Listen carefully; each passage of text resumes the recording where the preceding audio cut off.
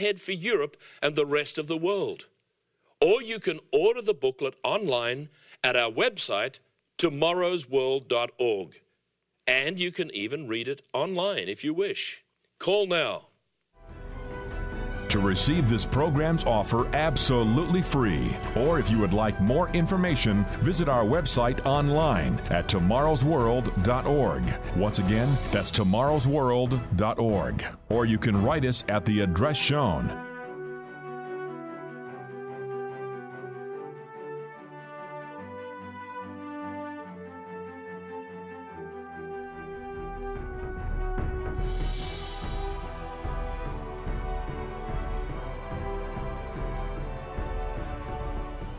With this offer, you will also receive your free subscription to Tomorrow's World magazine, full of timely articles and unique insights on today's important issues.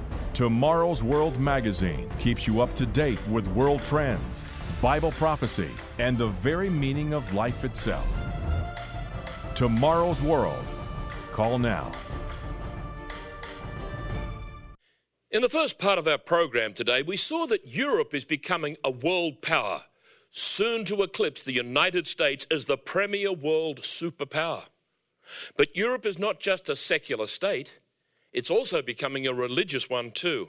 In fact, the present Pope is determined to continue the work begun by Pope John Paul to make the new Europe a Catholic Europe. European bishops have called for a reference to religion in the Constitution. And in 1982, John Paul II spoke to Europeans in the city of Santiago de Compostela in Spain. Listen to what he said. He said, "I, Bishop of Rome, from Santiago, utter to you, Europe of the ages, a cry full of love. Discover your origins, revive your roots." The roots that the Pope referred to have now branched forth. They've spread to Eastern Europe, and now over 500 million people call themselves European. From the original 6 in 1973, the UK, Ireland, and Denmark joined. Then Greece followed in 1981. Portugal and Spain were admitted also in 1986. Austria, Finland, and Sweden were added. The largest group of 10 nations, mainly from the old Russian satellite states, entered in 2004. And then in 2007, they were followed by Bulgaria and Romania. Consider, if you will, how Europe compares with the United States. You'll be surprised to see how this growing conglomerate already surpasses the world's biggest superpower in several ways. Let us firstly look at population. The United States has just passed the 300 million mark, but the European Union has already passed 500 million. That is 500 million people. What about gross domestic product? The United States was recently overtaken by Europe. In 2008, the American GDP was $14.3 trillion, while the Europeans achieved $15.3 trillion, according to the IMF. Now, what about the number of workers? Well, there are 155 million workers in the US labor force, while the European Union has 230 million. So all in all, the EU is overtaking the US. Many Bible students are beginning to recognize a possible link between Europe and the prophesied beast power spoken of in Revelation chapters 17 and 18. Let us turn, if we can, to Revelation chapter 17 and in verse 3. "So he carried me away in the Spirit into the wilderness, and I saw a woman sitting on a scarlet beast, which was full of names and blasphemy, having 7 heads and 10 horns. The woman was arrayed in purple and scarlet, and adorned with gold and precious stones and pearls, having in her hand a golden cup full of abominations and the filthiness of her fornication. And on her forehead a name written, Mystery, Babylon the Great, the mother of harlots and of the abominations of the earth." There is an interesting parallel between Europe and this woman who rides the beast. This similarity is found in mythology that goes back to the times of the Greeks and Romans. In fact, the name Europe is derived from the Greek goddess Europa, And according to Greek mythology, a Phoenician woman was seduced by the god Zeus in the form of a bull and was carried by him into Crete. Though this bull, also known as Taurus, was her lover, she really had power over him. All of Europe looks to this story for the origin of their continent. Notice this Greek €2 coin depicting Europa riding on Zeus's back. Let us return to chapter 17 of Revelation, and also now in verse 9. The angel who had shown the apostle John this vision of this woman riding the beast explains that the 7 heads are 7 mountains, that is, 7 governments or kingdoms upon which the woman sits. In the past, 6 of these kingdoms have come and gone, and the 7th, that is the last and is about to appear, will come upon us.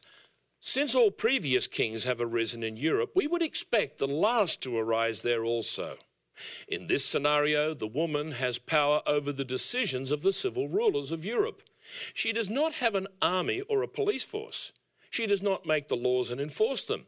That's the domain of the civil authorities, but she can and will influence and cause them to do what she wants. Once again, let us offer you a free copy of The Beast of Revelation. This informative booklet will again reveal to you just how events will occur very soon to bring about the fulfillment of end-time prophecies. Just call the number on the screen to receive your personal copy. You will not receive any follow-up calls, and your address will not be passed on to a third party. So call now. We do not yet know who the last king will be, but both the infrastructure and the laws have been established little by little over the last 50 years. You know, it's as if an architect drew up the plans, the builders built the building, and the decorators furnished the inside, and all we're waiting for is the arrival of the man who will take up residence. Let me quote to you from an article written in the October 1962 Plain Truth magazine, where Herbert Armstrong wrote the following on page 23. He said, "This sensational prophecy of Revelation 17 reveals the presently emerging United States of Europe. The beast here described is the United Europe now forming that will resurrect the Holy Roman Empire. This beast, the Holy Roman Empire, is once again to come to life. The people of the world will be aghast in wonder when they actually do behold this ancient empire, resurrected to political and military life." The key verse for us to remember is in Revelation chapter 17 and in verse 10. There are also 7 kings.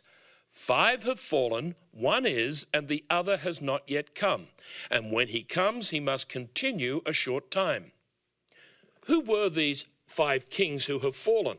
And who is the king that is? And who is the king that is to come? Well, let us understand. I will explain it to you. The first of these kings was Emperor Justinian. In 554, he decreed that the local government be chosen by the bishops and chief persons for each province. For the first time, the church was to be involved in choosing civil governors. So by merging the church with the state, the whole of Europe could be one, just like the days of the old Roman Empire. The next king to rule the Holy Roman Empire was Charlemagne, who was crowned by Pope Leo on Christmas Day, 800 AD. Now, Charlemagne was a powerful ruler, but those who followed him were weak, and so a new ruler was needed to restore the power and the prestige of Rome over Europe. And so the third king was to be Otto the Great. He was a German ruler working with the Pope who set a precedent for our time. The empire was to last for 300 years, but like those before, ended in factional fighting. Now, the fourth king was Charles V, who began the Habsburg dynasty that included all of Austria, Hungary, Spain, Germany, and Italy. The Habsburgs are still waiting in the wings for the moment that they could be called upon to take the mantle of the Holy Roman Emperor. Will a Habsburg once again wear the Iron Crown? Wait and see. The fifth king was a short, fiery Corsican by the name of Napoleon